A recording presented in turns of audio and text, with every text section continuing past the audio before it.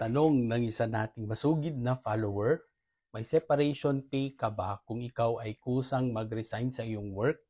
So ang sagot po natin dyan ay wala. So ano ba talaga ang resignation? So ayon sa Supreme Court, sa Birhen Shipping Corporation versus Barakyo GR number 178127 dated April 16, 2009, ang resignation is defined as the voluntary act of an employee who finds himself in a situation where he believes that personal reasons cannot be sacrificed in favor of the exigency of the service, and he has yet no other choice but to disassociate himself from his employment.